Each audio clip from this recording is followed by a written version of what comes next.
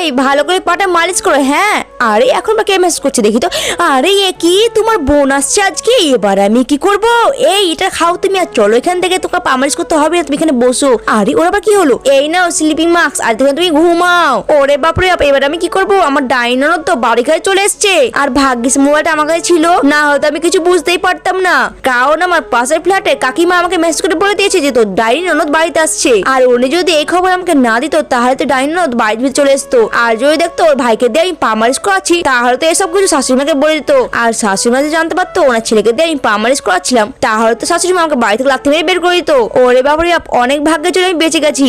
না, এরপর থেকে তো এরকম রিস্ক নেওয়া যাবে না। আর বাড়ি ঘরে তো প্রচুর নোংরা হয়ে আছে, এটাকে যদি আমি পরিষ্কার না করি তাহলে তো এসব কিছু নিয়েও শাশুড়িমাকে সব লাগিয়ে দিবে। আর আমার এই ননদটা এত বদমাইশ কি বলবো, আমার কোনো কিছু ভুল পেলে তো সবকিছু শাশুড়িমাকে লাগিয়ে দেয়। আর আমার এই শাশুড়ি মা মেয়ের মুখে এসব কথা শুনে তো আমার সঙ্গে ঝগড়া করতে লাগে, আর আমাকে বাড়ি থেকে বের করে দেওয়ার হুমকি দেয়। কিন্তু এতে আমি কিছুই বলতে পারি না, কারণ আমার হাজবেন্ড তো ভালো না, কারণ ওনার মা যা বলে তাই করে, আর মায়ের কোনো কথা বাইরে যায় না। আর আমি যে কতবার বলেছিলাম যে বাড়িতে একটা কাজের লোক রাখো, তাহলে তো আমার অনেক সুবিধা হয়, বাড়ি সব কাজ করতে হয় না। কিন্তু না, মায়ের কথা শুনে তো এটাও করে, আর আমাকে কষ্ট করে কাজ কাম করতে হয়, আর এই জন্য তো আমার পায়ে অনেক ব্যথা করে। এই জন্য আমার হাজবেন্ডকে বলে একটু পাটা মালিশ করে, কিন্তু তাও তো কোনো উপায় নেই। আমি যে কোন দিকে যাই কে জানে, বিয়ে করে তো পুরো ফেসেই গেছি। আমি তো ভেবেছিলাম বড়লোক ঘরে বিয়ে করেছি, আমাকে হয়তো কোনো কাজ কাম করতে হবে না, কিন্তু বড়লোকরা যে এত কিপ্ট হয় আমি তো আগে ভাবতে পারিনি। কিন্তু কি আর করবো বলো, এবার তোমরা লাইক করে দাও প্লিজ।